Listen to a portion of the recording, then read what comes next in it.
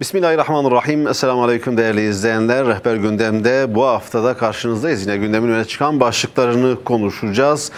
Yine her zamanki gibi stüdyoda değerli bir konuğum var. Hüdapar Genel Başkan Yardımcısı ve aynı zamanda parti sözcüsü Serkan Ramanlı. Serkan Bey, yayınımıza hoş geldiniz. Hoş bulduk. Hayırlı yayınlar diliyorum. Sağ olun, teşekkürler.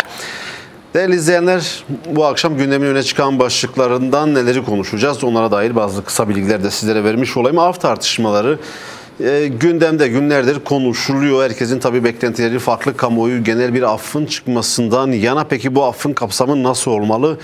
Bu yönde tartışmalar var. CHP Genel Başkanı Kemal Kılıçdaroğlu da bugün af tartışmalarına ilişkin bir açıklama yaptı.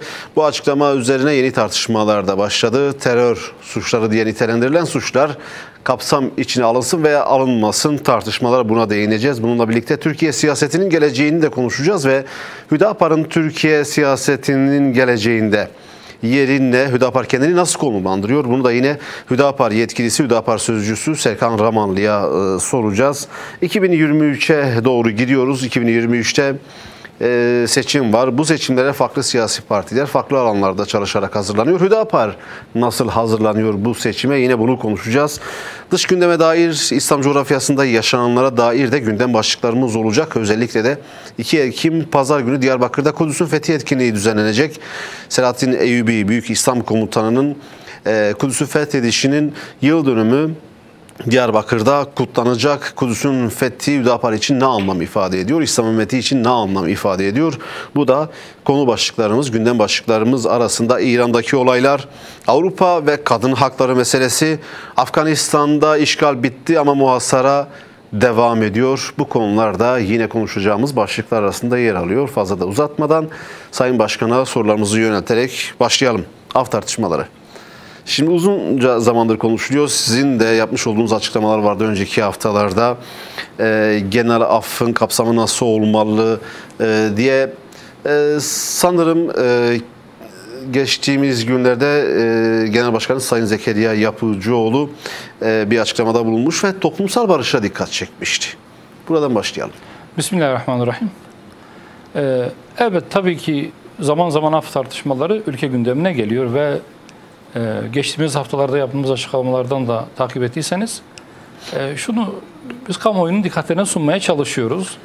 Adına af denmese de belli başlı yasal düzenlemelerle aslında af benzeri kanunlar çıkartılarak bir kısım cezalarda örtülü aflar mümkün hale getiriliyor. Hatta bugün bile mesela toplam cezasının tamam işte suça göre değişmekle beraber 3 yıl veya 5 yıl kala olan şu an hali hazırda açık cezaevlerinde bulunması gereken hükümlüler Covid izni kapsamında Temmuz 2023 tarihine kadar izinli sayıldılar ve bunlar şu anda aramızda. Yani normal şartlarda mahkemelerin ceza verip de mahkum ettiği cezalarını cezaevinde çekmeleri gereken binlerce mahkum şu an Covid izni kapsamında toplum arasında. Hı hı. Dolayısıyla bir cezasızlık politikası da bu anlamda mevcut.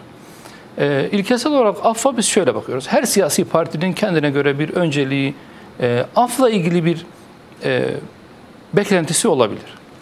Biz ilkesel olarak şunu söylüyoruz. Öncelikle suçları iki kısma ayırıyoruz. Birincisi diyoruz ki devlete karşı işlenen suçlarda af yetkisi devlete ait olur.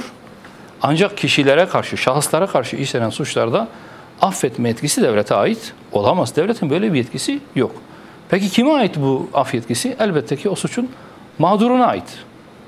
Dolayısıyla suçun mağduru kendisine karşı işlenen suçtan dolayı hüküm giymiş, suçlu bulunmuş bir kişiyi kendisi affedebilir. Devlet onun yerine geçerek ben her ne kadar sen suçun mağduru olsan da bu kişiyi ben affettim diyemez, dememelidir bize göre. Hı hı. Tam tersine devlete karşı işlenmiş bir suç, o siyasi suçlar kapsamına alınan, siyasi suçlar dediğimiz suçlar kapsamına alınan suçlarda devlet af yetkisini kullanabilir. Ama Sayın Genel Başkanımızın da ifade ettiği gibi toplumsal barışa ve huzura da bunun bir zararının olmaması gerekiyor. Niye? Bugün mahkemeler, hukuk niçin var? Haksızlığı ortadan kaldırmak, varsa bir mağduriyeti gidermek ve o dengeyi kurmak. Yani hak ve adalet dengesini kurmak için var. Siz mütemadiyen afları çıkarırsanız, yani suçların cezasız kaldığı yönünde bir düşünceyi toplumda yaygınlaştırırsanız siz topluma iyilik yapmış olmazsınız. Bilakis kötülük yapmış olursunuz ki suç işleyenleri de bir anlamda teşvik etmiş oluyorsunuz. Yani ne diyor? Yaparsam yanıma kar kalır diyor. Bu düşüncenin toplumda, bireylerde oluşmasının önüne geçmek gerekiyor. O yüzden şayet suçun mağduru o kişiyi affetmişse, suçluyu affetmişse devlet böyle bir düzenlemeyle o suçluyu af getirebilir. Ama böyle bir düzenleme yapılabilir mi? Yapılabilir Yani elbette. kişinin Tabii ki karşı tarafın inisiyatifine bırakılabilecek bir düzenleme. Tabii ki yapılabilir. Neticede bu bahsettiğiniz şey kanundur. Kanunu meclisten geçirirsiniz. Mahkemelerde bütün devlet organları da bunu uygulamakla mükellef olur. Evet. Yani bu işin kolay tarafı. Ama mesele daha çok zihniyetle alakalı bir sorun. Yani kişilere karşı işlenen suçlara kader mahkumu kılıfıyla bir masumiyet atfedeceksiniz. Öte yandan belki sistemin, devletin haksızlıkları, hukuksuzlukları sebebiyle siyasal anlamda bir karşı duruş sergilemiş ve tırnak içinde siyasi mahkum veya terör mahkumu olarak adlandırılarak içeri atılmış kişileri asla af düzenlemesinden istifade etmesin diye ayrı bir yere tutacaksınız. Şimdi Kemal Kılıçdaroğlu bugün CHP Genel Başkanı diyor ki terör suçları kapsam dışında olsun. Diyor titiz bir çalışma yapılsın. Bu çalışmanın içerisinde biz de varız. Hükümetle, iktidarla oturmaya, konuşmaya hazırız ancak deyip parantez açıyor. Şu suçlar kapsam dışı olsun diye başında da terör suçları geliyor. Bize genel itibariyle eğer toplumsal bir huzur ve güven ortamı oluşacaksa, bir toplumsal barıştan söz edeceksek ve belki bir yeni sayfa açılması icap ediyorsa ki zaman zaman biliyorsunuz dünyadaki pek çok ülkede belli başlı tarihlerde aflar gündeme gelebiliyor ve bunlar uygulanıyor. Niye? Toplumsal barış adına uygulanıyor. Eğer böyle bir niyet olacaksa bu bahsettiğimiz toplumsal adalete olan güvensizliği tetikleyecek sakıncalarından da kurtulmak için öncelikle o sosyal ortamın oluşturulması gerekiyor. Ama en nihayetinde şunu söylüyoruz biz. Suçun mağduru affederse suçlu affedilebilir. Devlet mağdurun yerine geçerek bir suçluyu affetme etkisini kendinde bulmamalıdır. Sayın Cumhurbaşkanı da geçmişte biliyorsunuz pek çok vesileyle bu konuyla ilgili açıklamaları vardı. Bizim yaklaşımımıza benzer bir yaklaşım gösteriyordu. Ancak devlet uygulaması, yani bugüne kadar hükümet uygulamalarında adına af denmese bile infaz düzenlemesi adı altında çıkarılan kanunlarda pek çok kişi affedildi ve bunların neredeyse tamamı kişilere karşı işledikleri suçlar sebebiyle mahkum olmuş insanlardı. Orada bir tutarsızlık var. Yani söylem ile eylem arasında bir tutarsızlık var. Biz böyle bir tutarsızlığa gerek olmadığını düşünüyoruz. O anlamda öyle bir düzenleme yapılacak olsa adil, eşit ve herkesin, hiç kimsenin ayrımcılığa uğramadığı bir düzlemde olması gerekiyor. Tek şartımız dediğimiz gibi kişilere karşı işlenmiş suçlarda kişilerin, mağdurların rızası şartına bağlanarak bir af çıkarılabilir. Anladım. Peki.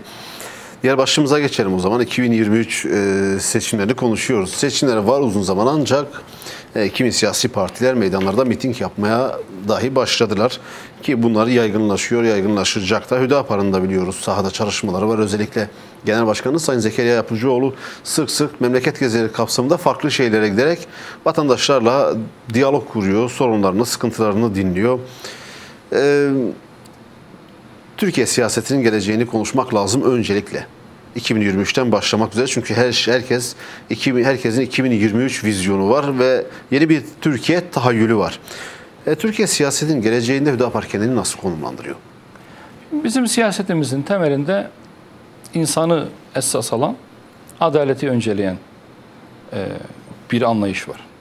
Biz bu anlayışın hakim olması için mücadele ediyoruz. Siyasetimizin merkezinde tam olarak bu iki ilke var. Biz bu ülke doğrultusunda sadece kendimizin değil, bu ülkede siyaset namına söz söyleyen, bu ülkede siyaset namına örgütlenen, toplumun karşısına çıkan, toplumsal desteği arkasına almaya gayret eden herkesin bu ilkeler etrafında siyaset yapmasını isteriz, talep ederiz.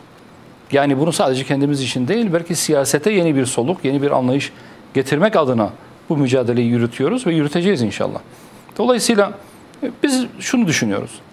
Bu ülkede insanı odağına alan, insanı esas alan ama adaleti önceleyen bir sistemin oluşturulması gerekiyor. Bize göre bugünkü mevcut sistem anayasasından başlamak üzere ne insanı önceliyor ne de adaleti önceliyor. Öncelikle bu sistemin değiştirilmesi lazım. Bu tabii anayasayla başlar. Ama ondan önce de bir zihniyet devrimine bizim ihtiyacımız var. Çünkü idiş edilmiş zihniyetler var, ifsad edilmiş düşünceler var. Bu anlamda siyasi menfaati, yani bireysel ya da partisel ne derseniz deyin, çıkarı ya da gücü elinde bulundurma hevesini esas almış bir siyaset anlayışının terk edilmesi gerektiğini düşünüyoruz. Çünkü bu siyaset anlayışı hakikaten bu ülkeye zaman kaybettiriyor, para kaybettiriyor, insan kaynağı kaybettiriyor ve toplumumuzun geleceğini çalıyor. Biz adeta bu anlamdaki bir anlayışla yıllardır patinaj çekiyoruz. Halbuki bu toplumun gelişmeye, ilerlemeye ihtiyacı var. Huzura, güvene, barışa ihtiyacı var. Bunun temini de herkes için, inanan, inanmayan, herkes için esas olması gereken budur. Bizim inancımız bize bunu emrediyor. Bir başkası inançsız olabilir. Onun vicdanı ona illaki bunu emrediyor diye düşünüyoruz. Ve herkesin ortak paydası budur. Dolayısıyla isterseniz 2012 deyin, isterseniz 2015 deyin, isterseniz 2023 ve ileride Allah ömür verirse bizler bu söylemimizi ve bu anlayışımızı bu ülkede yerleştirmeye gayret edeceğiz. Ama şuna inanıyoruz ki elbet bir gün bu anlayışımız bu topraklarda hakim olacaktır. Biz görürüz, görmeyiz. Bizden sonrakiler görür, onu Allah bilir. Ama bu mücadele sırf seçimden seçime bir iktidar kavgası mücadelesi olmamalı bize göre. Dolayısıyla bu inanç ve kararlılıkla biz yolumuza devam ediyoruz. Her ne şekilde olursa olsun adaletin bu toplumun temelini teşkil etmesini ve bu devletin yaptığı her işin insan odaklı yapması gerektiğini düşünüyoruz. Evet, şimdi o zaman şunu da soralım. Seçim çalışmaları Hüdapar'ın nasıl gidiyor? Evet, az önce ifade ettim, Genel Başkanımız geziyor, evet. Sayın Genel Başkanımız memlekette ayak basmadık, şehir bırakmayacak, öyle anlaşılıyor. Ki performansı da bizlere en azından teşvik edici ve örnek oluyor. Tabii bütün kadrolarımızla, genel merkez kadroları, il ve ilçe teşkilatlarımız bu konuda bir adeta seferberliğe dönüşecek bir çalışmanın ve gayretin içerisinde. Bunu memnuniyetle görüyoruz. Bunu bütün ülkeye dalga dalga yaymak istiyoruz. Çünkü elimizde ciddi büyük medya organları var. Teşekkür ediyoruz. Sizler kapılarınızı, ekranlarınızı bize açıyorsunuz ama diğer basın yayın organlarında çok fazla yer edinemediğimiz için toplumun gayr ekseriyetinin hala Hüdapar'ın bırakın misyonunu, vaatlerini, söylemlerini adını bile duymadığı bir vasattayız. Bunun izalesi için bizim çok fazla çaba sarf etmemiz gerekiyor.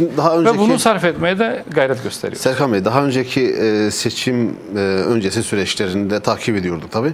Yine partinizin yetkilileri, genel başkanınız farklı şehirlere gidip vatandaşlarla temas kuruyordu ama gördüğümüz bir fotoğraf vardı. İnsanlar Hüdapar'ı pek tanımıyordu. Hatta ismini daha yeni duyuyordu. O zaman sizler Hüdapar'ı anlatıyordunuz. Hüdapar'ın siyasete nasıl girdiğini, nasıl bir siyasi hareket olduğunu anlatıyordunuz. Ama bugün takip ettiğimiz kadarıyla, görebildiğimiz kadarıyla gittiğiniz şehirlerde özellikle artık insanlar memleket meselelerini sizle direkt konuşuyorlar.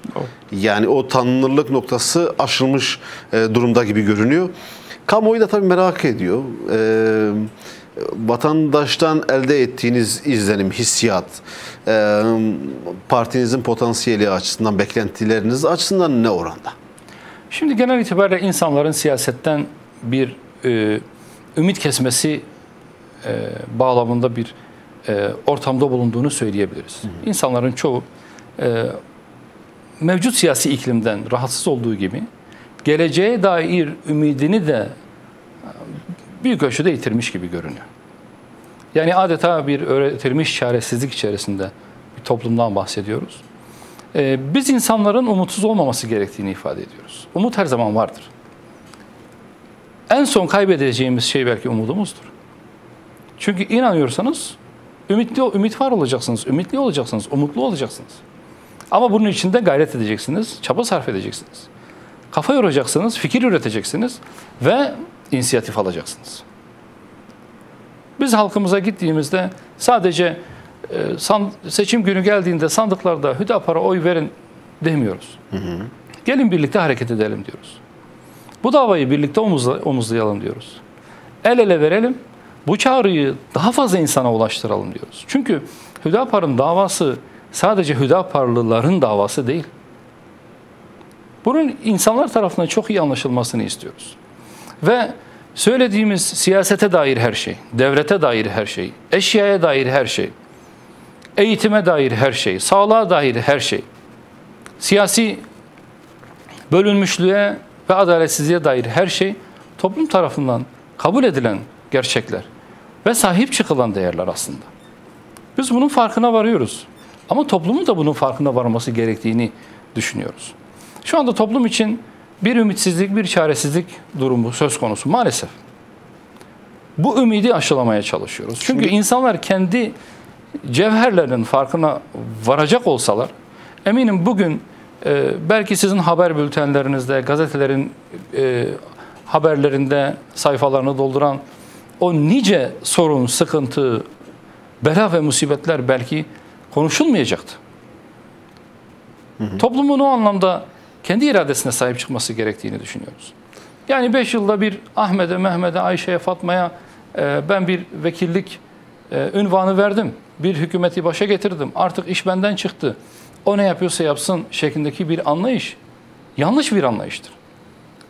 Ya da hikmet-i hükümet babından devlet eğer bunu uygun gördüyse doğrudur, faydalıdır. Eğer devlet bunu yapmadıysa faydasızdır, peşine düşmemem lazım şeklindeki bir anlayışın terk edilmesi gerekiyor. Akıl bize verilmiş en büyük nimetlerden biri. Bunu kullanmamız gerekiyor. Biz böyle köksüz, tarihsiz bir medeniyet değiliz. Binlerce yıllık bir geleneğimiz var, bir inancımız var. Hazreti Adem'den bugüne kadar şekillendiğimiz, yorulduğumuz bir atmosfer, bir hamur var. Bunların farkına varsın istiyoruz insanımız. 80-90 yıl Türkiye Cumhuriyeti 100. yılına giriyor. Türkiye Cumhuriyeti'nin model insan olarak insanların önüne koyduğu modelin bu insanımıza uygun olmadığını herkes görüyor. Bunun değiştirilmesi gerekiyor. Bunu değiştirmeye yani inançlarından uzak, kendi köklerinden, kendi geleneklerinden, kendi atalarının ona bıraktığı mirastan bir haber, bir nesil yetiştirilmeye çalışıldı. Ve halen de onun üzerinde ısrar ediliyor. Bunların değiştirilmesi lazım. Peki o zaman geçtiğimiz günlerde yapılan bazı araştırmalar vardı. Önceki dönemde farklı siyasi partilere oy veren seçmen kitlelerin neredeyse yarısı oy vermiş olduğu partiye değil farklı bir partiye oy vereceğini dile getiriyordu. Yapılan araştırmalar bu yöndeydi. Tabii karşılığı ne kadar doğru ve ciddi onu bilemiyoruz. Çünkü anket firmalarının çalışmaları en nihayetinde. Sizin de sahada ettiğiniz bazı tecrübeler de var. Daha önce de Genel Başkanımız Sayın Yapıcıoğlu'nun bu anlamda yapmış olduğu açıklamaları vardı. Seçmen tepkisini dile getiriyordu. Nasıl görüyorsunuz? Bu seçim atmosferine tam girdiğimizde bu seçmen değişikliğinin etkisini olumlu anlamda Hüdapar hissedecek mi? Hissetmeyi ümit ediyoruz. Evet. Ama bunun çoğunlukla bizim çabamıza, bizim gayretimize bağlı olduğuna da inanıyoruz. O sebeple sahalardayız ve çalışıyoruz. Sesimizi halkımıza, milletimize duyurmaya çalışıyoruz. Ve şunu çok rahatlıkla müşahede ediyoruz. Biz kendimizi, yani Hüdapar'ın misyonunu, Hüdapar'ın siyasetini, Hüdapar'ın anlayışını, yaklaşımını toplumumuza ifade ettiğimiz ölçüde desteğimiz büyüyor. Evet. Yani bunu çok iyi biliyoruz. O yüzden Sayın Genel Başkanımız her gün memleketin farklı bir şehrinde temaslarda bulunuyor. O yüzden Genel Başkan Yardımcılarımız, Genel İdare Kurulu üyelerimiz, il ve ilçe teşkilatlarımız bu anlamda bir çaba ve gayret içerisindedir. Bunun tek sebebi budur. Yani biz şuna inanıyoruz.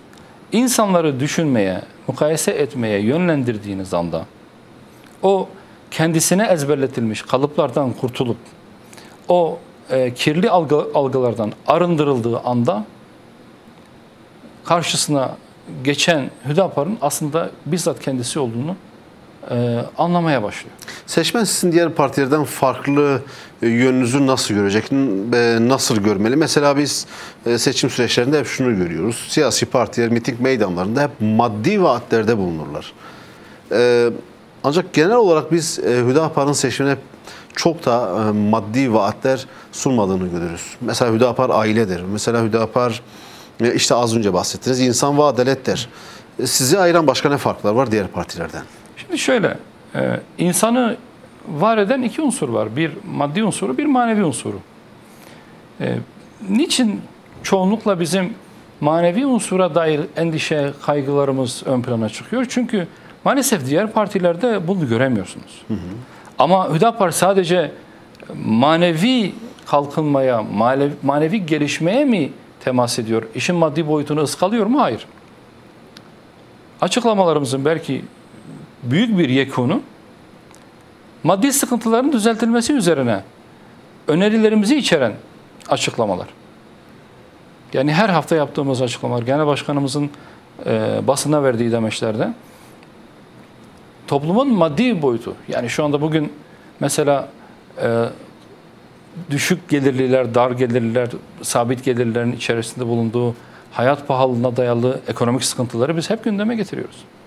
Bugün faize dayalı kapitalist ekonomi modelinin uygulanması sebebiyle ülke her ne kadar Merkez Bankası faiz indirmeye çalışsa da bankaları zengin ettiğini, zenginleri daha zengin ettiği ama fakirleri daha da fakirleştirdiğini söylüyoruz, beyan ediyoruz, açıklamalarımız bunlarla dolu. Yani işin maddi boyutunu ıskalamıyoruz. Eğitimle ilgili, sağlıkla ilgili, kültürle ilgili pek çok bizim açıklamalarımız var. Ve bunu kamuoyuyla paylaşıyoruz. Ama belki insanların daha çok fokuslandığı, belki odaklandığı kısım diğer partilerde görmediklerini biz de görüyor. İşin manevi boyutunu. Biz insanı sadece maddi bir varlık olarak tahayyül etmiyoruz. Yani bu insana belki bir hakaret olacaktır. İnsanın manevi boyutu da vardır ve onun da geliştirilmesi, onun da sağlıklı bir şekilde gelişmesi önemlidir. Bunu ıskalamamak gerekiyor. Çünkü yani maddi olarak istediğiniz kadar doygunluğa ulaşmış bir fert olsun. Eğer manevi açıdan bir çöküntü içerisindeyse, mutsuzsa, huzursuzsa o maddiyatın ona getireceği bir şey yoktur. O maddiyat ona manevi hazzı getirmeyecektir. Hı hı. Ama peki buna mukabil şu da var. Maddi sıkıntılar çeken bir insanın manevi yönü güçlü bile olsa neticede bu maddi yönünün baskılanması veya zaafa uğratılması sebebiyle manevi yönünde de bir kısım sıkıntılar oluşacaktır. Bu da pek tabiidir. Dolayısıyla insanı maddi ve manevi diye ayırmak yerine ikisini birlikte ele almak çok daha doğru, çok daha tutarlı olur diye düşünüyoruz. Peki size göre Türkiye'nin bugün içinde bulunduğu, çözmesi gereken öncelikli sorun ne? En büyük Türkiye'nin en büyük sorunu ne? Her siyasi partinin önceliği elbette ki farklı. Bu anda Hüdapar'ın önceliği ne? Biz önce insan öncelik adalet derken bunu sırf bir slogan olarak ortaya koymadık. Hı hı. Adalet dediğimizde herkes mahkemeleri, savcılıkları, hakimlikleri anlıyor. Biz adalet derken sadece yargıyı kastetmiyoruz. Biz temsilde adalet derken mahkemeleri kastetmiyoruz elbette. Neyi kastediyoruz? Bugün Cumhurbaşkanlığı hükümet sisteminde artık madem hükümet edecek kişiyi Cumhurbaşkanı olarak ayrı seçiyoruz, o halde neden ülkede hala siyasi partiler için %7'lik bir seçim barajı var? Bunu sorguluyoruz. İşte temsilde adaletsizlik bu. Temsilde adalet derken mesela biz ülkedeki seçim barajının kaldırılmasını istiyoruz. Mesela biz ekonomide adalet diyoruz, sosyal adalet diyoruz değil mi? Bunun mahkemelerle ne ilgisi var? Sosyal adalet dediğiniz şey refahın tabana yayılması değil mi? Herkesin kendi emeğinin karşılığını taslamam alması değil mi? Ülkenin zenginliğinden kendine düşen payı eksilmeden alabilmesi değil mi? Yoksulluğun, fakirliğin, yoksulluğun bitirilmesi değil mi? Sosyal adalet dediğimiz budur. Kendine bakamayacak, çalışamayacak düzeydeki insanların toplumun oluşturduğu devlet tarafından bakımının üstlenmesi sosyal adalet değil mi? Kimsesizlerin, gariplerin, evsizlerin sahiplenilmesi sosyal adalet değil mi? Yetimlerin bu toplumda kendini eksik hissetmeden onurlu bir biçimde bir hayat sürebilmesinin ön şartı olarak yetiştirilmesi, eğitiminin verilmesi, maddi olarak doyurulması sosyal adalet değil mi? Ve bunları çoğaltabiliriz. İşin ana dil boyutunda adalet dediğimizde biz elbette mahkemelerden bahsetmiyoruz. Sadece hani genelde ana dil konuşunca ana dilde savunma. İşin mahkeme boyutunda değiliz biz. Biz insanların bu ülkede kendini asli bir unsur olarak ötekileştirilmemiş bir fert olarak bu devletin, bu ülkenin sahibi olarak göreceği bir ülke hayal ediyoruz. O ülkenin de oluşabilmesinin tek şartı adaletin tesis edilmesidir. O yüzden biz bu adalet kavramını sadece işte yargısal faaliyet olarak düşünmüyoruz, öyle algılamıyoruz, öyle de anlatmıyoruz. Dolayısıyla bu ülkenin belki de tek sorunu adaletsizliktir. Bu adalet yerini bulduğu zaman ülkede ne Kürt sorunu kalır, ne dar gelirlinin bu bahsettiğiniz ekonomik krizle boğuşması kalır, ne çiftçinin sorunu kalır, ne işçinin sorunu kalır, ne bir Kürt-Türk kavgası, ne bir Alevi-Sünni kavgası kalır. Bunların tamamını siz ortadan kaldırırsınız. Dolayısıyla eğer siyaset kurumu toplumun huzuru ve güvenliği için insanların bir siyasi teşekkül olarak oluşturduğu devletin toplumun bu huzur ve refahını ve güvenliğini sağlayacak bir araç olarak ortaya çıkmasını istiyorsa siyaset kurumu adaleti öncelemeli diyoruz. Peki o zaman biraz daha somutlaştıralım Serkan Bey. Şöyle, evet adaletin ikame edilmesi gerekiyor, kurumsallaşması gerekiyor. Türkiye'de en büyük problem, sizin de çok sık dile getirdiğiniz problem ve hemen hemen tüm siyasi partilerin seçim süreçlerinde vaatleri arasında yer alan bir problem. Çözüme dair sunulan bir problem. Ne bu anayasa meselesi, sivil anayasa meselesi. Şimdi Türkiye uzun yıllardır sivil anayasayı konuşuyor ama 82 yılından bu yana 80 darbecilerin, cuntacıların yazmış olduğu bir anayasayla Türkiye yönetiliyor. Niye bu kadarlık süre içerisinde güçlü adımlar atılamadı? Peki bundan sonra bu dediğiniz şeyi somutlaştırmak adına elbette ki herhalde bir anayasal değişiklik de gerekiyor. Niçin elzem? Ve anayasa için yeni değişiklik, yeni sivil anayasa için neler yapılmalı? Şimdi biz çoğumuz şundan müştekiyiz. Suç oranları artıyor, şikayet ediyoruz. Uyuşturucu satışı, uyuşturucu kullanan kişilerin sayısı artıyor, şikayet ediyoruz. Toplumda gayri ahlaki yaşam tarzı revaç buluyor, aileler dağılıyor, namus anlayışı, şeref anlayışı, haysiyet, haya duyguları idiş ediliyor. Bundan şikayet ediyoruz. Toplumda gelir dağılımında bir adaletsizlik var. Bunlardan şikayet ediyoruz. Kürt meselesi önümüzde yıllardır kanayan bir yara. On binlerce insanın hayatına mal olmuş bir çatışma sürecine evrilmiş. Bırakın bölgesel olmayı, uluslararası bir boyuta ulaşmış. Devasa bir sorun. Ve ülke kaynakları bu sebepten dolayı sürekli harcanıyor. Asıl gitmesi gereken, asıl kullanılması gereken yerlere kullanılmıyor. Ve toplum geriliyor. İşte dindar insanlara yönelik 28 Şubat dönemindeki baskılar hala inançlı insanın kendini, yani sadece bir örnek üzerinden söylüyorum. Başörtüsü serbestisi bugün hala anayasada güvence altına alınmamıştır. Bir iktidar değişikliğinde bu başörtüsü özgürlüğünün, hakkının, serbestliğinin halkın elinden alınması çok kolaydır. Ve bunun gibi yığınla sorun. Peki bunun müsebbibi siyasetçiler mi? Siyaset kurumu mu? Bunlar değişip gidiyor. İnsanımız mı? İnsan kaynağımız mı? Bizim insanımız mı kötü kendi kökeni itibariyle? Yani bu sorunları çıkaranlar insanlarımız mı? Bunun sorgulanması gerekiyor. İşte bunu sorguladığınızda asıl sorunun kaynağının sistem olduğunu görmeye başlıyorsunuz. Ve sistem bütün ihdas edilmiş kurum kuruluşları ve başta anayasa olmak üzere zihniyetiyle maalesef bu sorun sıkıntıların ana aktörü, baş müsebbibidir. Bu yüzden değiştirilmesi gerekiyor. Bakın geçmişte anayasanın değiştirilmesi için birkaç defa fırsat ele geçti. Ama siyaset kurumu, ama hükümet bu iradeyi gösteremedi.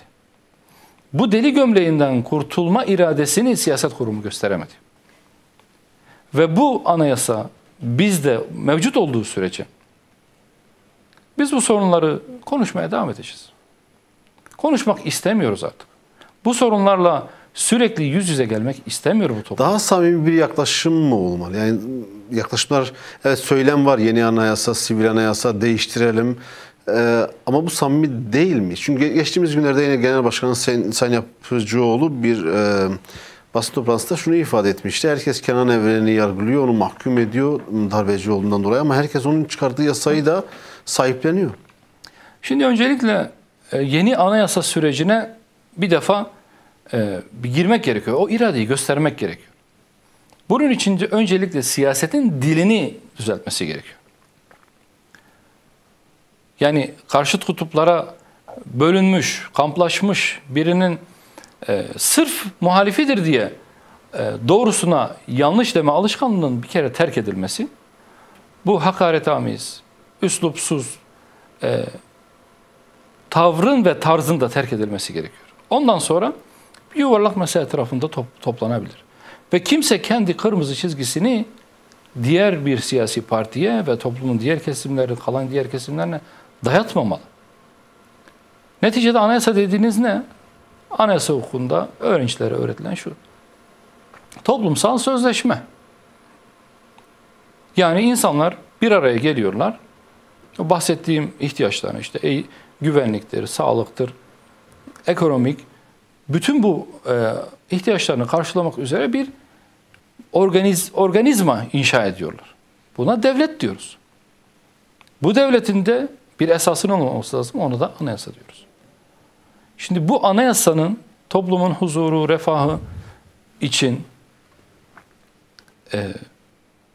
uygun maddelerle bezenmiş olması, toplumun inancına, kültürüne, ahlakına uygun olması, bir ideoloji dayatmaması, milliyetçilik kokmaması gerektiğine inanıyoruz biz.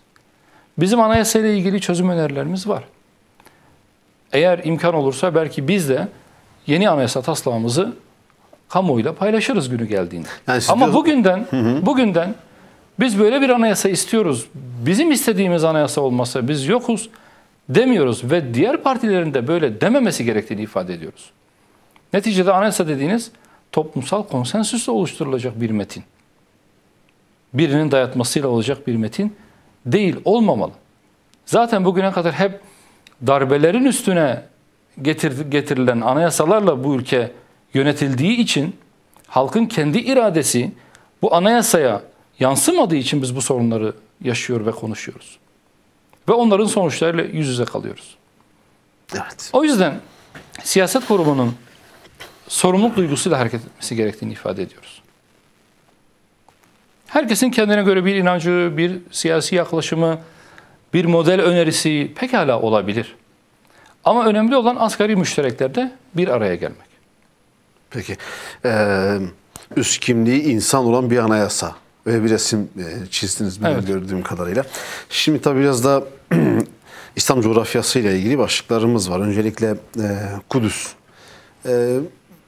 Pazar günü Diyarbakır'da partinizin gençlik kolları Kudüs'ün fethi etkinliği düzenleyecek. Tekrar buradan da o duyuruyu yapmış olalım. Hüdapar Gençlik Kolları Diyarbakır'da 2 Ekim Pazar günü Kudüs'ün fethi konulu bir etkinlik düzenleyecek. Saat 16'da tüm Diyarbakırları da Hüdaparlı gençler bu etkinliğe davet ettiler. Onu da aktaralım ve buradan devam edelim.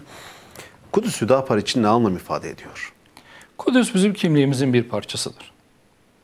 Bizim inancımızın müstesna bir sembolüdür. Bizim ilk kıblemizdir. Bizler Müslümanız. Bu halk da Müslüman bir halktır. Ve Yüce Kitabımız Kur'an-ı Kerim'de de zikredilmiş ve etrafı mübarek kılınmış bir beldedir. Müslümanların ilk kıblesidir, kıblegahıdır. Ve İslam orduları tarafından fethedilmiştir. Yüzlerce yıl boyunca İslam toprağı olarak idare edilmiştir. Haçlı seferleri sonrasında işgal edilmiştir ve bizim kahramanımız olan Selahaddin Eyyubi ve ordusu tarafından işgaline son verilerek tekrar özgürlüğüne kavuşturulmuş bir beldedir. İkinci Dünya Savaşı'ndan sonra Almanların Yahudileri toplu kıyımdan geçirdiği ve bu sebeple Yahudilerin mağdur edildiği fikriyatından hareketle Avrupa'da değil de ne hikmetse İslam toprağı olan Filistin'de işgalcilere bir alan açıldı. Ve o açılan alan adeta bir kanser hücresi gibi gitgide büyüdü. Bugün sınırları belli olmayan bir ülke var mıdır deseniz bu Siyonist çetenin kurduğu devleti sadece örnek gösterebilirsiniz. Evet. Ve bütün dünya buna sessiz. Yani Avrupa devletlerinin zulmüne maruz kalmış bir kavim için Avrupa kendi bünyesinde bir devlet kurabilecekken tutup da İslam beldesine, bizim ilk kıblemize bir işgalci olarak yerleştirdi. Evet, tarihi uzundur. Pek çok savaş geldi geçti. Pek çok kukla maalesef yöneticinin basiretsizliği ve ihaneti sebebiyle İsrail gücüne güç kattı. Bugün 1 milyarı aşan bir İslam toplumunun tam da göbeğine saplanmış bir hançer gibi duruyor. Evet, yeryüzünde zulme uğrayan hangi kavim olursa olsun, hangi inanca sahip olursa olsun, ister Hristiyan olsun, ister Yahudi olsun, ister Müslüman olsun, ister inançsız olsun fark etmez. Dinimiz bize zulme rıza göstermeyi yasaklamıştır. Zulme rıza zulümdür bizim anlayışımıza göre.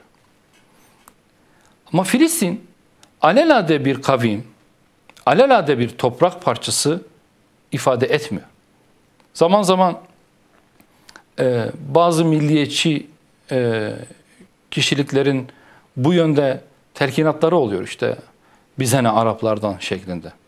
Bir ulus mücadelesi midir Kudüs'ün hürriyet mücadelesi? Filistin'in bize göre bir ulus mücadelesi değildir. Kudüs davası.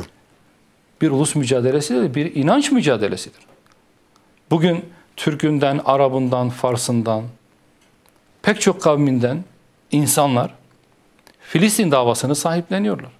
Eğer dediğiniz gibi sadece bir ulus davası olmuş olsaydı belki Araplar dışında hiç kimsenin bu davaya sahip çıkmaması gerekiyordu ki tam tersine bugün kavmi itibariyle Arap olan pek çok ülke yöneticisinin ihanet içerisinde Filistin davasını adeta sırtından hançerlediğini hepimiz biliyoruz. O açıdan Filistin davası sadece bir kavmin, bir ulusun bir özgürlük mücadelesi değildir. Bizim inancımızın sembollerinden biridir ve biz buna sahip çıkmak istiyoruz. Sahip de çıkıyoruz. O sebeple gençlik kollarımızda bu hafta sonu bir etkinlik düzenleyecek Diyarbakır'da. Bütün Diyarbakır halkını da o etkinliğe bu vesileyle biz davet ediyoruz. Peki 74 yıldır, yaklaşık 74 yıldır bir işgal söz konusu. Kudüs'ün işgal altında olduğunu, Mescid-i Aksa'nın esaret altında olduğunu her defasında konuşuyoruz, dile getiriyoruz. Kamuoyunun dikkatini de bu yönüne çekiyoruz. Ancak bir türlü ki hemen her gün Filistin'den, işte Kudüs'ten ölüm haberleri, şehit haberleri gelmesine rağmen çoluk, çocuk, kadın, yaşlı, ihtiyar demeden Müslümanları katlediyorlar. Cinayetler artık katliamlara dönüştü. Fakat bir türlü gerçek anlamda Kudüs'ün özgürlüğü için, hürriyeti için somut da güçlü de bir adım atamıyoruz. Yani Kudüs'ün hürriyetine giden yol nereden geçiyor, nasıl geçiyor, kime nasıl sorumluluk düşüyor? Türkiye için konuşacak olursak, ki bu sadece Türkiye'nin değil, bütün İslam coğrafyasının, hatta bütün dünyanın sorumluluğunda olan bir sorun. Tıpkı Keşmir gibi, tıpkı Myanmar gibi, tıpkı Doğu Türkistan gibi. Bütün insanlığın aslında ortak acısı ve sorunu olması gerekirken bahsettiğim sebeplerden dolayı pek çok Arap devleti yöneticisi bu davaya sahip çıkmazken Türkiye gibi bir Türk ve ağırlıkla Kürtlerden oluşmuş olan bir ülkede Filistin hassasiyeti yüksek. Bunun Osmanlı tarihiyle bağlantısını kuranlar da var. Evet, doğru, ama onun da gerisinde bir inanç yatıyor. Mesele sadece sahip olunan alelade bir toprak parçasının kaybedilmesi değil. Osmanlı Devleti biliyorsunuz Avrupa'dan, Asya'ya, Afrika'dan pek çok kıtada, bu üç büyük kıtada pek çok toprak kaybetti. Ama hiçbiri Filistin kadar acı vermedi ve acı vermeye devam etmiyor. Evet. Neticede o defterler bir biçimde kapandı. Ama Filistin defteri kapanmıyor. Niye? Temelinde bir inanç sembolü olduğu için, kutsal bir mekan olduğu için o defter kapanmıyor. Yoksa düz mantıkla baktığınızda Arapların kaybettiği bir toprak parçası Yahudilere karşı Türkiye'de niçin bu hassasiyet oluşuyor diye sorarsınız. O yüzden diyoruz ki bu bir ulus mücadelesi değildir. Evet, orada bir kavim var, bir Arap nüfus var. Toprakları ellerinden alınmış, her gün katliamlarla yüz yüze kalan, ambargolarla, saldırılarla adeta yıkıma uğrayan bir Arap nüfus var. Ama biz dahil Türkiye'deki pek çok insanın hassasiyeti inancından kaynaklanıyor. Bugün Türkiye bu Siyonist şebekeyle sözde normalleşme, ki normal olanın bu olmadığını herkes biliyor. Normal olan Siyonist şebekenin oradan çekip atılmasıdır. Normali budur. Ama bugün süslü cümlelerle belki bazı ekonomik kaygılar ya da siyasi kaygılarla, askeri kaygılarla Türkiye bugüne kadar izlemiş olduğu politikanın tam tersine bir politikayla Siyonist şebekeyle ilişkilerini geliştirmeye çalışıyor. Bu Türkiye açısından kabul edilebilir bir durum değil. Hatta utanç vesilesidir. Yani son dönemde tabii Türkiye'de o normalleşme sürecine, sözde normalleşme diyoruz tabii biz buna, sürecine dahil oldu. İşte Dışişleri Bakanlığı'nın, büyükelçilerin karşılıklı olarak atanması söz konusuydu.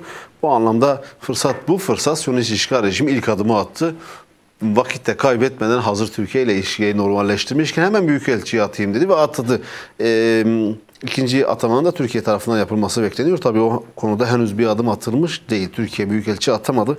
Bu normalleşme süreci de Kudüs'ün özgürlüğünden, hürriyetinden, bağımsız Filistin devletinden bahseden ülkeler tarafından sürdürülüyor olmasını nasıl karşılıyorsunuz? Hem bu var hem de normalleşme devam ediyor. Şimdi bu tür adımların atılmasının makul izahını getiren bir yönetime rastlamadık. Bugün Türkiye Cumhuriyeti Devleti'ni yönetenler bu Siyonist çeteyle olan ilişkilerinin geliştirilmesini nasıl bir açıklamayla topluma izah ediyorlar? Siz bir açıklama gördünüz mü? Hayır. Yani sanki bu ilişkilerin geliştirilmesi doğal olandı da araya bir soğukluk girmişti ya da birileri fitne tohumu ekmişti. Bugün o fitne tohumları kaldırıldı ve olması gereken oluyor gibi bir kompozisyon çiziliyor hükümete yakın medyada ve ana akım medyada. Durum peki bu mu? Değil. Peki hükümet bunun bir açıklamasını yapıyor mu? Yapmıyor. Şunu diyebilirsiniz. Hükümet bugün ekonomik krizle boğuşuyor. Küresel sermayeye ihtiyacı var. Yatırımlara ihtiyacı var. Onun da yolu emperyalist Batı'nın desteğini almaktan geçiyor. Emperyalist Batı da bir ölçüde Türkiye'ye bu tür ilişkileri geliştirme konusunda bir baskı uyguluyor. Bir ön şart uyguluyor. Ve bu ön şartı yerine getirmek için, yani nihayetinde ülkedeki ekonomik tabloyu düzeltebilmek için Türkiye bu tür adımları atmaya mecbur kalıyor şeklinde bir ne diyelim ona, bir açıklama olsun diyelim. Peki gerçekten Siyonist çeteyle sırf ülkenin ekonomisi düzelsin diye batılı emperyalistlerin sermayesi Türkiye'ye akacak diye ilişki geliştirmek ülkenin sorunlarını gerçekten çözer mi zannediyorlar? Yani hiç mi tarihten ders alınmıyor? Türkiye kendini sürekli emperyalist batının sermaye baronlarına mahkum ve mecbur kılacak bir ekonomik modeli yürüttüğü sürece böyle kendisine yakışmayan, kendisini küçültecek zalimlerle, despotlarla işbirliğine mecbur kılacak bir vasatta kendi sermayesini tüketecektir. Ve bu durum düzelmeyecektir. Çünkü siz sırf ekonominiz düzelsin diye, eğer öyleyse tabii, ekonominiz düzelsin diye Batı'yı memnun etmek adına, size yardımlarda bulunmasını temin etmek adına, işte Mısır'da Sisi ile, işte işgal Siyonist çeteyle ya da işte daha düne kadar tek millet iki devlet dediğiniz Azerbaycan'la kanlı bıçaklı olan ve birçok askerini katletmiş olan Ermenistan'la ilişkileri geliştirmeye çalışıyorsanız bunun sonucunda sizin düzlüğe çıkacağınıza inanmanız bize göre saf dilliktir. Çünkü size bugün o krizi yaşatanlar, sermayelerini sizde karşı bir silah olarak kullananlar sizi bölgedeki ajandalarının bir aleti konumuna getirmeye çalışıyorlar. Sizi kullanmaya çalışıyorlar. Siz de kendinizi kullandırtırsanız yarın bu sermayeyi size akıtanlar geri çekebilirler. Ve çektiler de. Bunu hep birlikte yaşadık. Evet. O yüzden biz diyoruz ki ülke bu faize dayalı kapitalist ekonomik modeli terk etmelidir. Peki yerine ne koymalıdır? Yerine açık finansmanı terk eden, denk bütçeyi bir şart olarak kendine ortaya koyan, israfı, yolsuzluğu ve kaynakların gereksiz yere harcanması şeklinde oturtulmuş bu yanlışları terk ederek, kaynaklarını ihtiyaçlarına tahsis ederek bu süreçten çıkabilir diyoruz. Çünkü Türkiye fakir bir ülke değil. Türkiye sefil bir ülke değil. Yeraltı kaynaklarıyla, yerüstü kaynaklarıyla, ekonomik canlılığıyla, endüstriyel gelişmişliğiyle, insan kaynaklarıyla ekonomisini şaha kaldırabilecek potansiyelde bir ülke. Oraya da gidelim. O yüzden diyoruz ki siz ekonomik kaygılarla Siyonist çeteyle ilişki geliştirmek yerine kendi öz kaynaklarınıza ve kendi değerlerinize dönün istiyoruz. Evet. Ve bunu hükümete tavsiye ediyoruz. Peki çok teşekkürler. Araya gidelim. Aradan sonra müsaadeniz olursa devam edeceğiz. Evet. Değerli izleyenler, aradan sonra İran'ı, Afganistan'ı konuşacağız.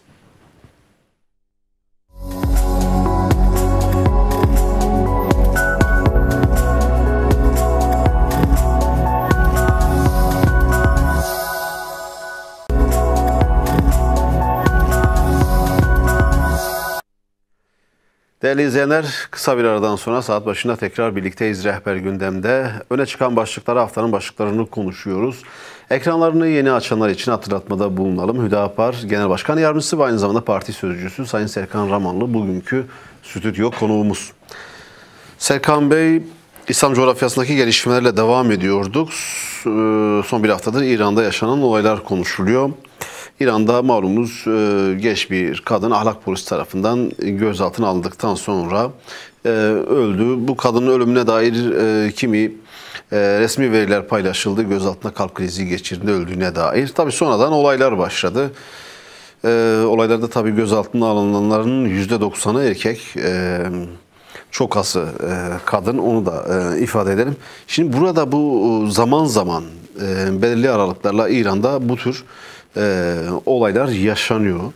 Şimdi burada salt bir rejim karşıtlığı mı var yoksa mesele başka bir şey mi? Hani gezi olaylarında sloganlaşmış bir şey vardı. Mesele ağaç değil diye. Burada da mesele ağaç değil mi?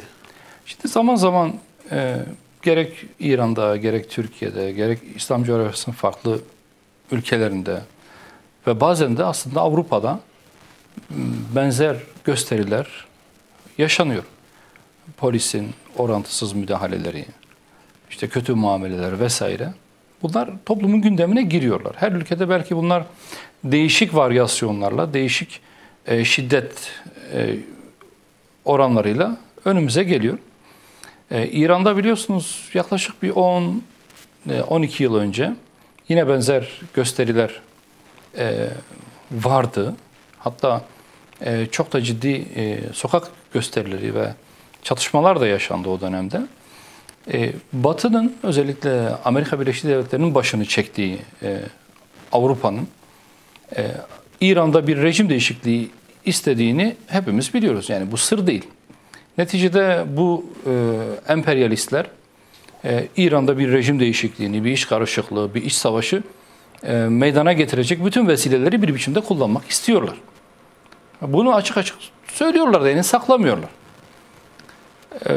Her türlü fırsatı bir biçimde denemek istiyorlar. Ama biz bu olaya parti olarak yaklaşım gösterdiğimizde birkaç hususu özellikle ifade etmiştik. Birincisi, İran'da sadece devrim karşıtları yok elbette. Belki onun onlarca misli kadar devrime sahip çıkan halk kitleleri var. Çünkü neticede İran'da bir halk devrimi yaşandı. Yani bir askeri darbe şeklinde bir rejim değişikliği olmadı. Rejim karşıtı insanlar olabilir. Bunlar protesto haklarını da kullanabilmelidirler. Bu düşünce ve ifade özgürlüğü kapsamında medeni bütün ülkelerin kabul etmesi gereken durumlar. Her iki kesimin karşı karşıya gelmemesi gerektiği uyarısında bulunduk. Bunda hükümete ciddi bir sorumluluk düştüğünü ifade ettik. Bir de ne ifade ettik?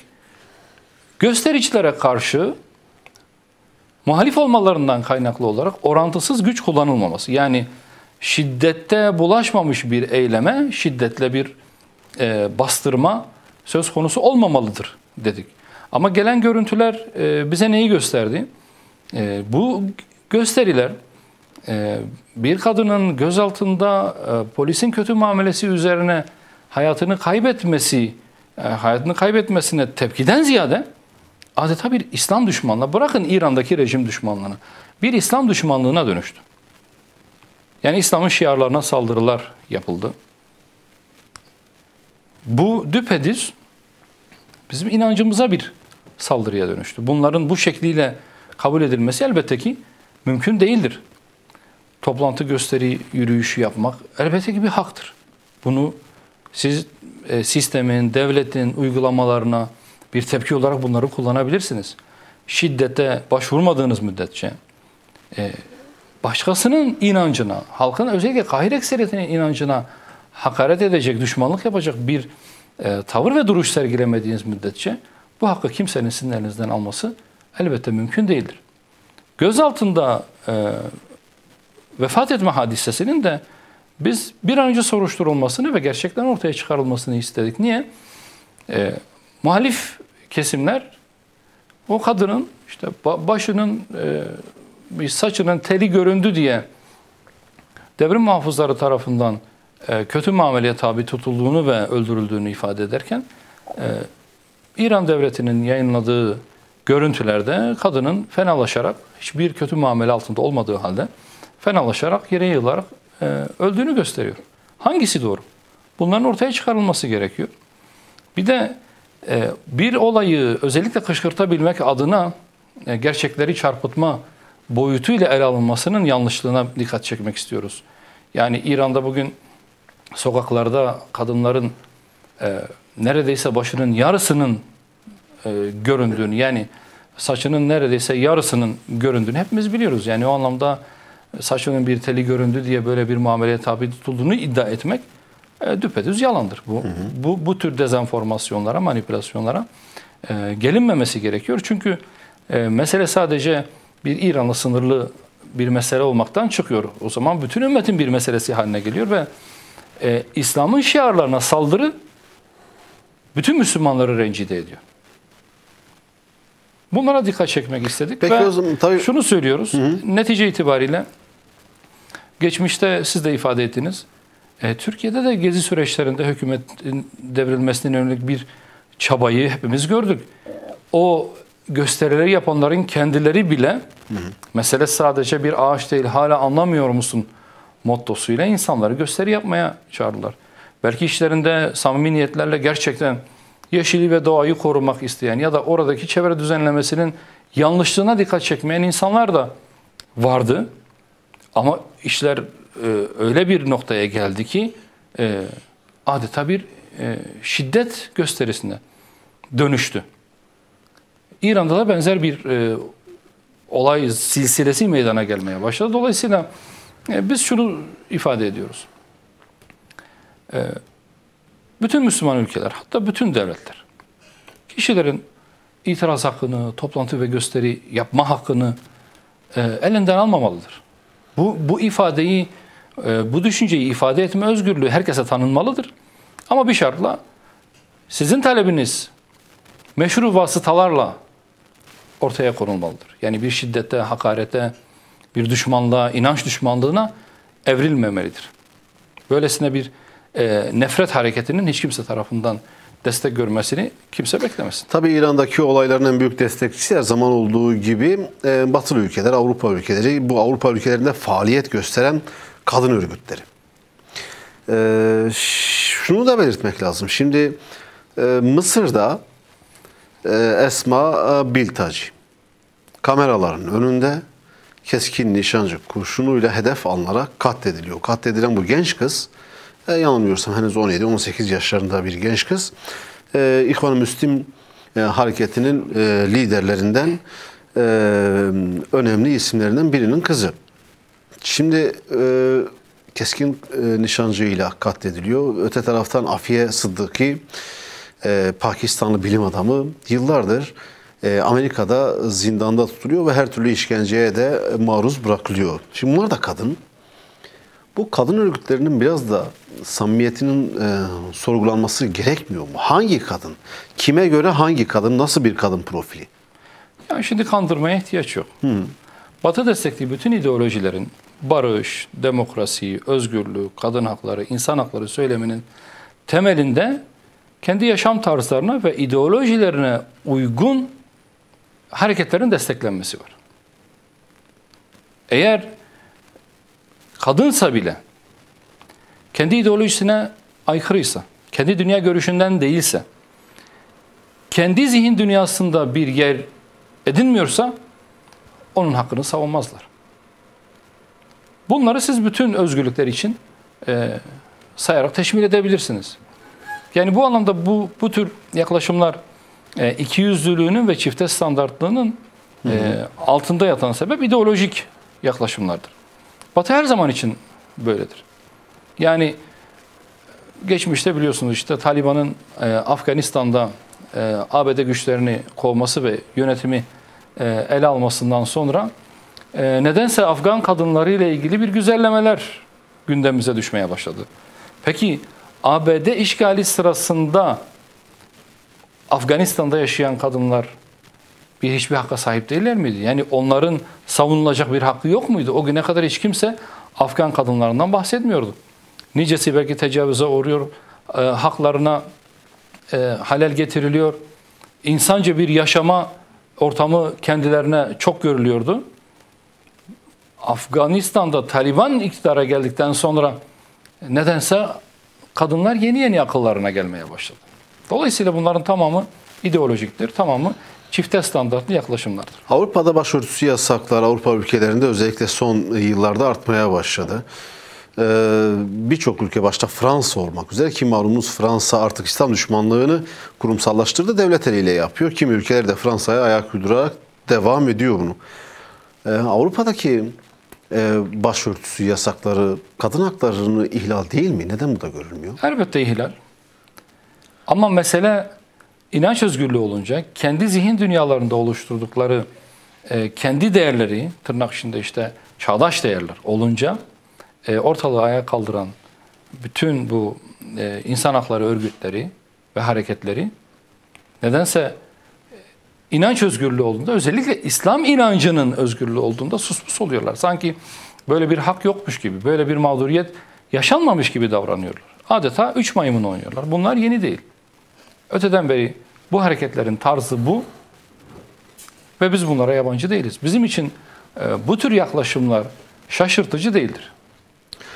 Batılı ülkeler gerçek anlamda İran'da ve diğer İslam coğrafyasında, diğer İslam ülkelerinde ne istiyor? Nasıl bir yönetim arzuluyor? Yani tamamen kukla rejimleri zaten biliyoruz. Daha çok onlara muhalif olan, bir de bu muhalefetin rengi ve İslami ise büyük bir karşıtlık oluşuyor. Yani Avrupa'nın genel itibariyle yaklaşımı şu. Kendi küresel ajandalarına uygun yönetimler olduğu sürece ister monarşi olsun, ister cumhuriyet olsun, ister demokrasi olsun, ister krallık olsun, onun için hiç fark etmiyor. Bakın Suudi Arabistan demokrasiyle yönetilen bir ülke mi? Mısır. Mısır diktatörü ülkesini Batı'nın standartlarında ilkelerle mi yönetiyor? Hayır. Bunların ortak özelliğine emperyalist Batı'nın küresel çaptaki ve bölgesel çaptaki ajandalarına, menfaatlerine, çıkarlarına uygun hareket ediyorlar. Oyun bozanlık yapmıyorlar. Kendi milletinin, memleketinin, insanının menfaatini bu batılı emperyalistlere satıyorlar. Batı için bu yeterli. Yani bugün Türkiye'de de iç karışıklık çıkartmak, hükümeti darbeyle devirmeye teşebbüs etmek ki 15 Temmuz'da bariz bir şekilde göründü.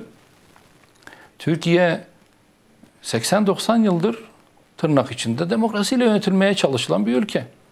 Öyle değil mi? Hı hı.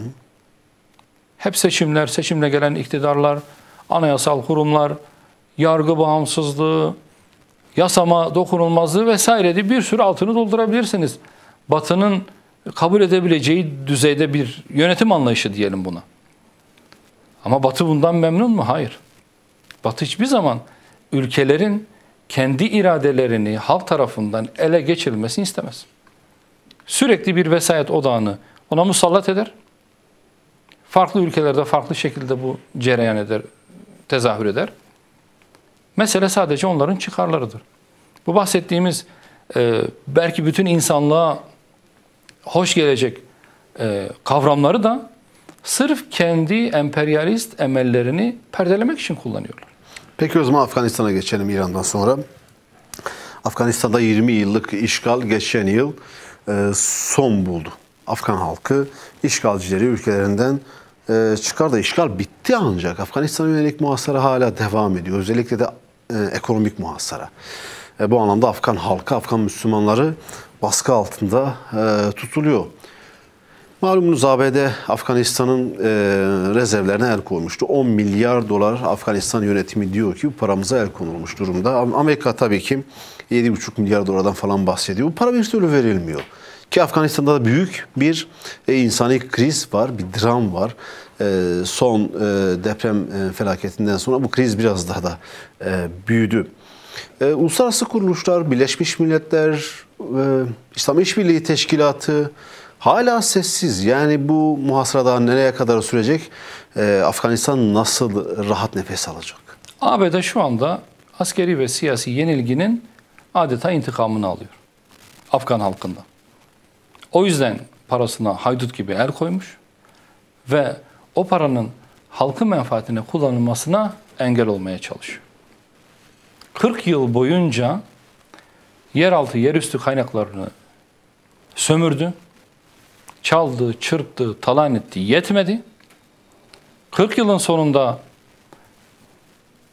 oradan Taliban'a yenilerek çekilmek zorunda kaldı. Bütün askeri güçlerini ve abanelerini topladı, kaçtı, gitti. Ve bir haydut gibi, bir hırsız gibi Afgan halkının parasına da kondu. ABD yenilgiyi hazmedemiyor demek ki. Ve bununla belki şunu yapmaya çalışıyorlar. Biz alabildiğimiz kadar Afgan halkının parasını, pulunu gasp edelim. Afgan halkı zaten 40 yıllık işgalden yeni çıkmış. Toparlanması da uzun sürer. Biz onun bu muhasara sebebiyle, bu ambargo sebebiyle yönetilemediğini, Taliban'ın bundan sorumlu olduğunu Afgan halkına kabul ettirelim diye düşünüyorlardır muhtemelen. Yani kendi yapıp ettiklerini daha yeni iktidara gelmiş bir yönetime mal etmeye çalışıyorlar. ABD'nin kuyruk acısı bundan. ABD kendine yakışanı yapıyor. ABD kendi rolünü oynuyor. Peki İslam ülkeleri acaba üzerlerine düşeni, kendilerine yakışanı yapıyorlar mı diye soracak olursanız hayır. Koskoca bir ülke, iktidar değişikliği olmuş, bir işgalden kurtulmuş ve bakın hiçbir İslam ülkesi Taliban'ı devlet olarak neredeyse kabul etmiyorlar. Şimdi Serkan Bey, işgal sürecinin sonlandığı merkezlerden biri Katar'ın başkenti Doha. Doha'da ABD ve diğer koalisyon ortakları masaya oturdu. Kiminle masaya oturdu? Taliban'la masaya oturdu. Yani bir muhatap, bir meşruiyet var karşıda. Fakat bu muhataplık ve meşruiyet, orada verilen sözler işgal sürecinin bitmesinin ardından o masada kaldı. Sözlerde tutulmadı. Şimdi tabii Afganistan yönetimi, Taliban yönetimi bu sözlerin tutulmasını bekliyor. Birleşmiş Milletler nezdinde de girişimde bulunuyorlar ama henüz bir netice yok. İkiyüzlülüğün farklı bir yolu bu herhalde. Tıpkı İran'da yıllardır, yani devrimden sonraki süreç işte 40 yıl geçmiş. 40 yıldır nasıl İran'da bir ambargo uygulandıysa bugün Afganistan'da benzer bir ambargo dünya genelinde belki uygulanmaya çalışılıyor. Ya bu süreç kısa sürede bitmez diyorsunuz. Ve şunu söylüyorum, bitmesi lazım ama bu şekilde giderse kısa sürede bitmeyecek gibi de görünüyor. Yani burada İslam ülkelerine aslında bir sorumluluk düşüyor. Yani bugün Türkiye'si, İran'ı, Körfez ülkeleri, diğer İslam ülkeleri Afganistan'la niçin ilişki geliştirmek konusunda ikircikli yaklaşıyorlar? Niye Afganistan'ı tanımıyorlar? Niye onunla ticari, kültürel, askeri işbirliklerine gitmiyorlar? Bir yerlerden icazet mi bekliyorlar? Hani bunlar bağımsız devletlerdi? Neyin korkusunu yaşıyorlar? Bakın şimdi İslam ülkeleri Afganistan'la ilişki geliştirmiyor. Taliban bas bas bağırıyor. Ey Türkiye, ey İran, ey Körfez ülkeleri gelin, bizim maden yataklarımız var, yeraltı zenginliklerimiz var. Gelin siz işleyin, bir birliktelik oluşturalım. Siz de kazanın, biz de kazanalım. Ama İslam dünyası sus pus. Hiç oralı olmuyor. Peki ne oluyor? Çin ve Hindistan bugün Afganistan'ın yeraltı kaynaklarının işletilmesi konusunda bir dizi anlaşma imzalamaya başladılar. Çin'in yaptığını siz yapamıyor musunuz? Hindistan'ın yaptığını siz yapamıyor musunuz? Siz de kazanın, onlar da kazansın. Yani bu görmezden gelmeler ne? Acaba birileri sizi azarlar diye mi korkuyorsunuz? Afganistan'la ilişki geliştirmekten bu derece kaçınıyorsunuz. Bunların sorgulanması gerekiyor. Neticede şu: bütün İslam devletleri halklarıyla, yönetimleriyle bu ümmetin birer parçasıdırlar. Bu ümmetin birbirine kenetlenerek gelişmesi gerekiyor. Bilimde, sanatta, edebiyatta ilerlemesi gerekiyor. Bir medeniyet oluşturması gerekiyor. Bugün o özümüzü kaybettik. Onu tekrardan canlandırmamız gerekiyor. Bunu tekil örneklerle sağlayamayız biz. Ümmet coğrafyasındaki bütün ülkelerin, bütün halkların topyekun ayağa kalkması gerekiyor. Evet. Ama bu yardımlaşma, işbirliği gelişmezse her biri ne istediği düzeyde bir gelişme sağlayabilir ne de dışarıya karşı kendini bir güvende hissedebilir. Bu Türkiye için de böyledir, İran için de böyledir, Suudi Arabistan için de böyledir. Hiçbiri bundan bağışık değildir. Evet. O yüzden bizim çağrımız, başkası oranın yeraltı kaynaklarını, yerüstü kaynaklarını işletmek üzerinden bir kazanç sağlayacağına çağrıları var. Sizi tercih ediyorlar. Gidin sizler bu işi yapın. Afgan halkının da faydasına olan budur. Yani yönetim, evet, Taliban geçmiş tecrübelerinden ders aldığını ifade etmiş. İleriki dönemde nasıl bir yönetim anlayışı sergileyeceğini gösterecek olan yeni bir yönetim. Ve eski ezberleriyle hareket etmediklerini de ifade ediyorlar. Bunlara bu anlamda da destek vermek İslam ülkelerinin sorumluluğunda değil mi? Yani Afgan halkının kendisi bu İslam ülkelerinin hem de üstelik kazanabileceği bir ortamda desteğine layık değil midir? Niye Çin'e, Hindistan'a mecbur bırakılıyorlar? O zaman yarın öbür gün Çin ve Hindistan'ın bu ekonomik işbirliği sebebiyle Afganistan'da belki bu diğer İslam ülkelerinin aleyhine olacak şekilde bir siyasi ya da askeri yapılanmaya gitmesinden müşteki olmasınlar. Tabii burada her ülke kendi çıkarına bakıyor. İslam ülkelerine yönelik yaptığınız çağrı önemli. Her ülke kendi çıkarına bakıyor derken böyle hani Çin'e örnek verdiniz, Hindistan'a örnek verdiniz. Çin Doğu bloğunda Rusya'nın önemli müttefiklerinden biri Şangay'da da aynı masada oturuyorlar. Ancak Çin Ukrayna'nın doğusundaki referandumları tanımadı. Evet. Burada kendi çıkarına göre hareket ediyor. Bu da önemli bir durum. İslam ülkeleri de bu anlamda tavır benimsemeli. Bitirdik. Süremizin sonuna geldik Serkan Bey. Çok çok teşekkür ediyoruz. Ben çok Yol teşekkür kat edip ediyorum. buraya kadar geldiniz. Çok sağ olun. Çok teşekkürler. Sağ olun.